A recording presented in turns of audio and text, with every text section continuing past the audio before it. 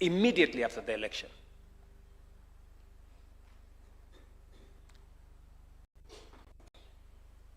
With a view of minimizing the differences, the rough edges, because ultimately we are citizens of one nation, irrespective of our political persuasions. Yes, we must compete. Yes, we must have different points of view. But bottom line is that we belong to one nation. And if Kenya succeeds, we succeed irrespective of our political sides. If Kenya does not succeed, it doesn't succeed for all of us. And therefore, whatever it is, whatever different points of view that we have, ultimately, we must have it at the back of our minds that we have a nation to look after. And every leader, irrespective of the sides that you belong to, must understand that the well-being of the Kenyan people, the destiny of our nation, is dependent on us as leaders as we take the country forward. So, we went to compete. And if you look at our manifesto as Kenya Kwanza, and you look at the manifesto of the then Azimio, you will find that there are areas of convergence. There are areas that for a very long time, all of us, as the people of Kenya, have always wanted to achieve, albeit using different means. And it is the reason why I did ask the Kenya Kwanza team, and I know they are sitting here and they remember. And I told them then, and I will tell this team today, that the challenge is not so much that we have won the elections. It is not even that we have a manifesto upon which we had discussed in many fora with the people of Kenya. The challenge is if we have the courage and the mettle to implement the manifesto and the commitment we made to the people of Kenya. And I want to stand here proudly to say to the Kenya Kwanza team, I am very, very proud of you. Very, very proud. Yes. I know I took many of you through very difficult decision-making journeys. Yes. You remember the difficult meetings we had on housing, the difficult meetings we had on implementing health, on making sure that we have a new formula to fund our education, and on all the other issues. And I remember telling you then that it is not necessary to be popular all the time. The Bible says there's a time for everything.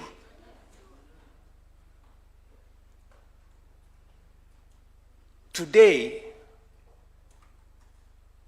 we have a track record that is second to none. Yes. And I must say this of our friends and brothers in ODM. When it was time to discuss housing, when it was time to discuss universal health coverage, the Honorable Raila Odinga agreed with me. And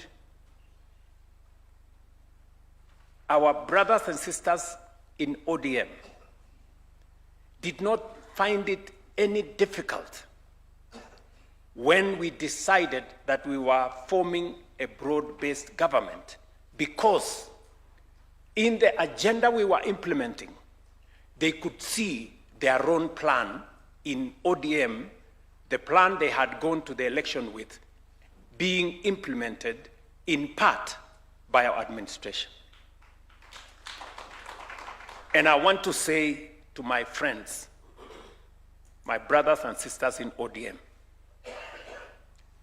thank you very much for putting the interests of the nation ahead of other interests. I stand here today to say I am very, very proud of my former party. Yes. And you, led by my brother Raila Odinga, and now my elder brother Oburu Oginga, will go down in history as a party that when the nation was at crossroads, you chose to point forward for the nation.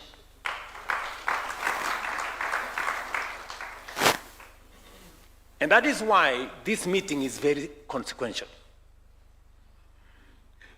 Because we bring a hybrid of ideas.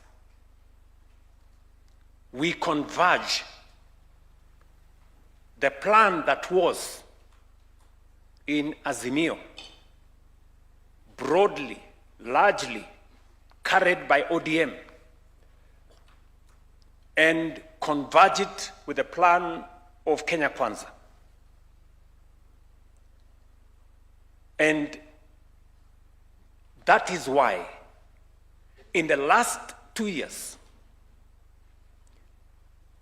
the program of implementing what we wanted for Kenya has picked up pace. There has been an acceleration of the delivery of our plan ever since our brothers and sisters from ODM joined us and we became a broad-based administration. And that is why in this meeting, we are going to have presentations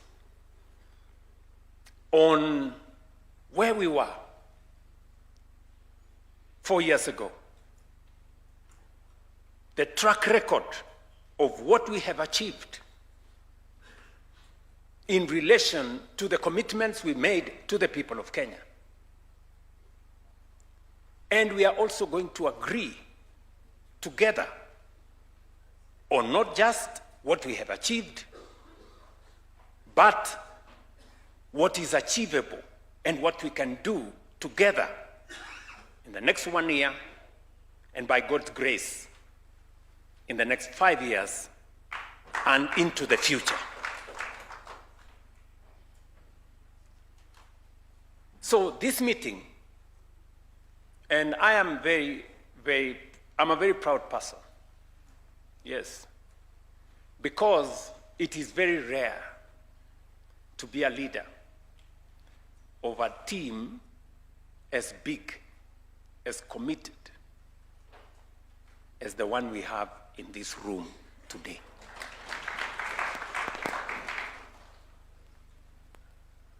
Listen, guys. The other side is in chaos. I don't have to say that. I don't have to explain.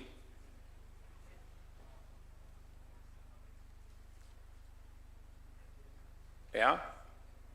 So, as we meet here today, the future of our nation is the subject of our conversation. We did gather the courage to implement the plan upon which we were elected, and subsequently we joined together as a broad-based family. It was not difficult for John Mbadi here when he went to Treasury. It was not difficult for him to understand and to explain what we were doing. And he has done it better than any other person.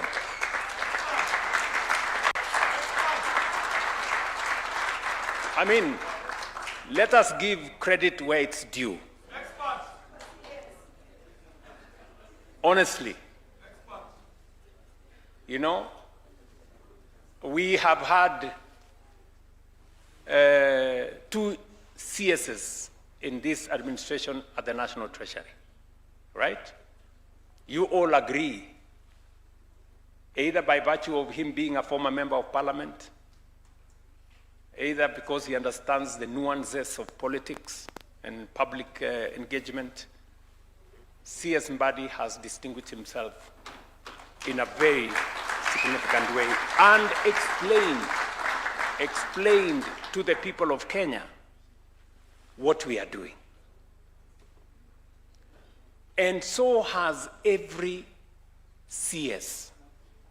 I must congratulate all of them.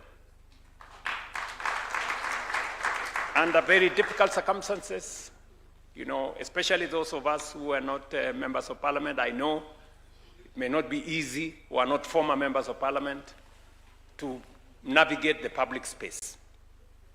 And so, what am I trying to say? Listen, good people. We have done exceptionally well on matters to do with agriculture.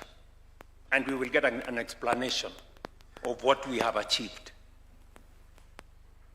Whether it is fertilizer subsidy, registering farmers, dealing with cartels, improving farmer prices, opening new markets. Lee Kinyanjui is sitting here in our midst. We've had conversations. He's led the way. We've gone to China. We've gone to many places to open new markets. We can proudly speak about our track record on matters agriculture, and farmers and pastoralists will be our witnesses. We have transformed the education space. All the challenges that were there, challenges with CBC, challenges with funding model, challenges with shortage of teachers, challenges with shortage of learning spaces in classrooms, we can proudly face the nation today and say we have done what was required of us. More learning spaces, more teachers, a proper competence-based structure now, and a new funding model that is saving our universities and making sure that all students are in class. We have done what we have always wanted to do as a nation on universal health coverage. Whether it is the numbers of citizens that are enrolled, the numbers of citizens that are treated, the amounts of money we are paid to hospital facilities. My good friends, governors are here in our midst. They will bear witness that health facilities in very remote places, today they receive money from Social Health Authority and money they have never seen in years. They've never seen that kind of money. And we are improving the whole of that space. We have done whatever we needed to do on our commitment on savings. We did make a commitment that understanding that investments in a nation is dependent on savings. We did rearrange the structure. The nation, Kenya, today, we can proudly say, in the last 3 years, we have raised our savings in the National Social Security Fund from 312 billion shillings, today 680 billion shillings, and by June next year, at our National Social Security Fund, we will have reached the target of 1 trillion Kenya shillings. That is how you build a solid base for a nation. We have done what we needed to do in trying to expand opportunity, whether it is in the economic space, whether it is in making credit affordable, lifting many people who had been blacklisted in credit rating agencies or bureaus. We've lifted 7 million people from CRB. We've made more people access credit. Interest rates have come down. Exchange rates have come down. Our dollar reserves have gone up. Inflation has come down. We can proudly stand before the nation and say we have moved the needle in the right direction. We can speak about many other aspects. Housing, that has been a challenge to us, how to create jobs. The largest challenge we have as a nation, how to create jobs. We can speak proudly about the jobs we have created in housing, the jobs we have created in export of what we are calling overseas employment, what we have done on the digital space, and all the other things that we have done together. And that is why we've come here, so that we can first look at our track record. Because, listen, friends, we are going to an election. And when we are going to an election, we have come here so that we can go to the people of Kenya and tell them, you gave us a mandate. What have we done with that mandate? 1, 2, 3, 4, 5, 6, 7. And it is the reason why we are coming back to you to tell you we have discharged our responsibility on the mandate you gave us. But that is not sufficient. We have another plan going into the future. We are requesting for your mandate so that we can continue and do it even better going into the future. We did it when we were not so big a team.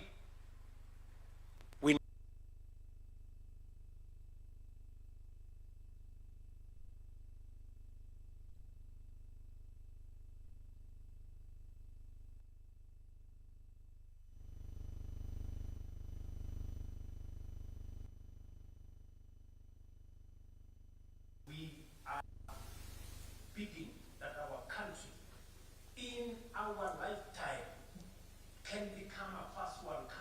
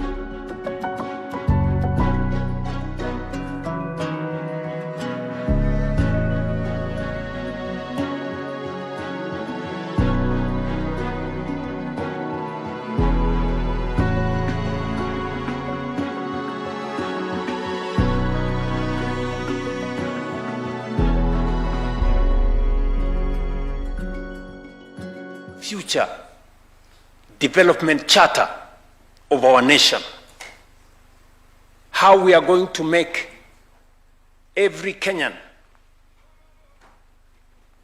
have a job, access to education, access to health, access to water, decent roads, decent living conditions.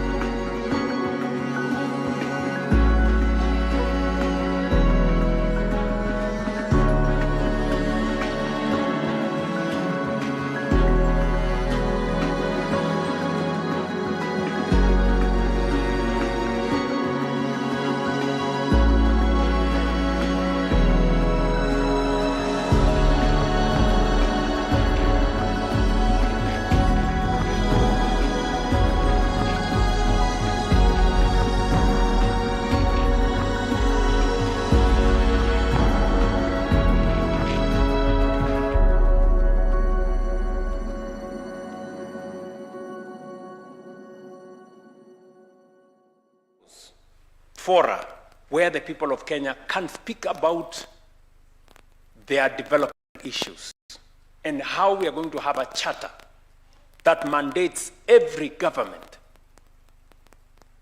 to make sure that they deliver on that development charter. I do not want to say more than this, but just to say to you as leaders in this meeting, our members of parliament from the National Assembly and Senate, our governors who are seated here, CSS, and all of us gathered here, party leader Buru Oginga and the party leadership of our two political formations, to say we're here. Destiny has chosen that we are the team that will see our nation unlock the potential that has always been in our country. And I am very, very confident about the future of Kenya. I am very, very confident about the future of this nation. Listen, fellow leaders, we have what it takes. This team has what it takes to take this country in the next 20, 25 years to a first world country.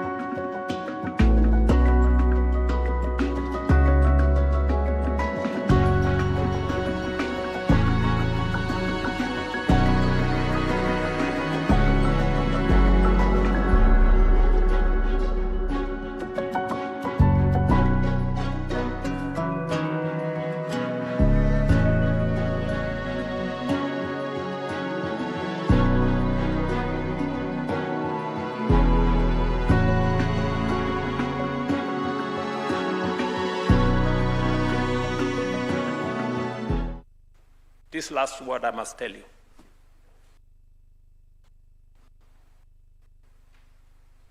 The next election, we must win.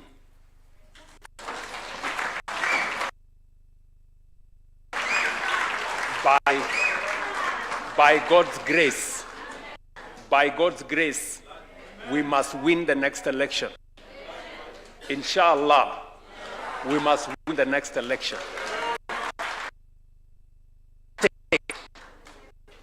For the sake of, because the is difficult.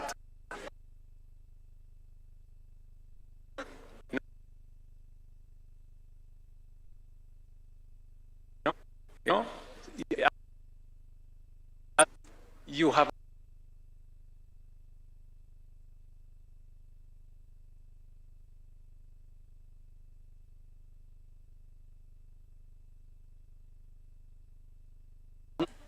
a